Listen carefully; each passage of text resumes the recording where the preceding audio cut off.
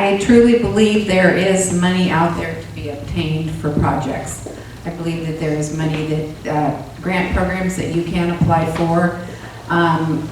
One way is that we need to bring new business, new building into the city to bring revenue into our city so that we would have the money as a city to pay for these extra programs, picking up the trash, whatever needs to be done. But we need to get the new businesses, we need to get new building, we need to lower the regulations and make it possible for a builder to come in and build a building on a piece of property or a house, a building for a business. And let's get some money into the city so that we have money to use when there's a project that needs to be done. Well, as everybody knows, I mean, growth is going to spur more investment into the city.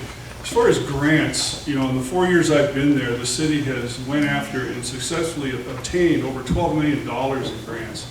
So it's not like the staff is sitting down there not doing that. I mean, that's one of their main objectives is to search for funding. Grants aren't just free money. Eventually, it's all taxpayer money, whether it's from the state or the feds. When you go after grants, you have to be really careful. A lot of them have attachments. They have to be sustainable more than 1 year. You may get a grant that has such stringent attachments to it that it's just not feasible to do for your city. We've done a great job because of our perceived low income necessity in the city that we do achieve, or we do get a number of grants because of that. I just don't feel that to put all of our eggs in that basket of only looking for grants is not going to help us. We need to do some of this work on our own, and that's going to take everybody here doing what they're supposed to do, and that's, you know, we have high rates. We have to pay them to borrow the money. If we don't pay them, we're not going to be looked on favorably in the future to apply for more grants. You know, I don't know what to say about it. The grants are just not the answer to get ourselves out of this situation. We need to have smart growth. We need to have regulations that work for everybody in order to bring builders in here. The mayor just mentioned $20,000 to build a house before you even get your permit. That's erroneous, and I can prove it. I've got the paper with me there. And when you say things like that, I just don't think that it makes our city appealing. That we need to have factual information out there to be transparent on what we give out to the people. His number is closer to about $11,000 if you build within an infill lot in the city, certainly not $20,000. And I think that hurts us when that information is put out there. Everybody knows the answer is to bring in builders to build things. We have to provide a reason for builders to want to come to Shelton. We have to show that we are doing our part, and you'll all have an opportunity to contribute to this when you vote on the upcoming ballot. There's a transportation benefit district vote that would add 0.2% to our sales tax to fund street repair. This would yield, I think the estimate was about $400,000. But that money can be the match, it can be the leverage that we need to get additional state monies through the Transportation Improvement Board to work on our streets. The Lake Boulevard Pioneer Project is an example of a grant that was gotten through that program. What people need to understand is that when we get grants, a large part of what we do with that money depends on the conditions of the people granting it. And so we can't just spend that money the way we want to, paving streets and ignoring sidewalks, ignoring lights, ignoring other aspects of the transportation system. When we take someone's money, we have to abide by their rules. We need to use some of that money for chip and seal on our neighborhood roads that you often can't get grants for.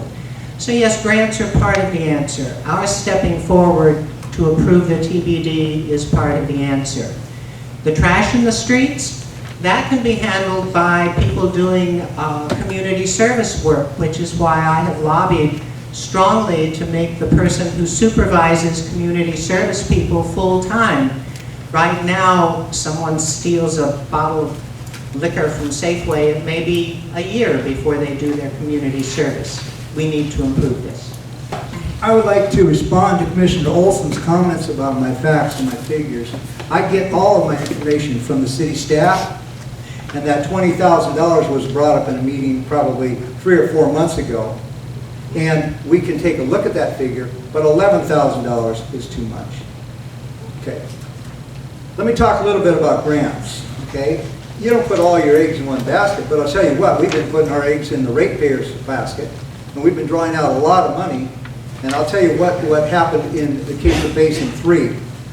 When the state came to us with an unfunded mandate of like $6.5 million, they offered a $1.3 million grant with a low-interest loan.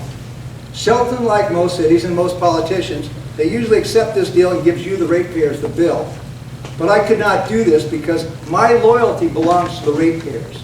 I can work with the state and I can negotiate with the state, but my loyalty belongs to the ratepayers. So I got in my car and I drove to Olympia and met with the Department of Ecology, along with the governor, lieutenant governor, and anyone that would listen to me.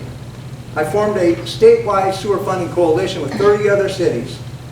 And 2 years later, after thousands of miles on my car at no expense to the city, hundreds of hours of my time at no expense to the city, that grant of $1.3 million was raised to $3.4 million.